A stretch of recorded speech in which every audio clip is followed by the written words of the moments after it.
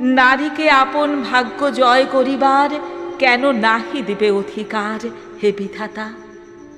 নত করি মাথা, পথপ্রান্তে কেন রব জাগি, ক্লান্ত ধৈর্য প্রত্যাশার পূরণের লাগি দৈবাগত দিনে?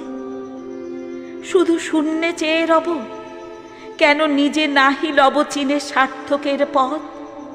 কেন না ছুটাবো তেজে সন্ধানের রথ, দুর্ধর্ষ অশ্বেরে বাঁধি দৃঢ় বলগা পাশে?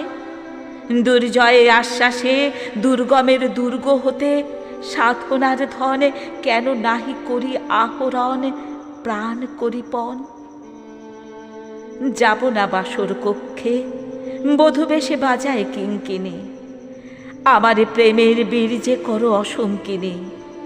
বীর হস্তে বড় মাল্য লব একদিন, সে লগ্ন কি একান্তে বিলীন ক্ষীরোদ্দীপ্তি গোথুলিতে?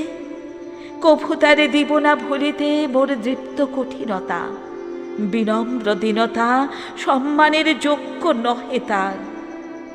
ফেলে দেব আচ্ছাদন দুর্বল লজ্জার, দেখা হবে ক্ষুব্ধ সিন্ধু তীরে, তরঙ্গ গর্জনোচ্ছ্বাস মিলনের বিজয় ধ্বনিরে দিগন্তের বক্ষে নিক্ষেপিবে।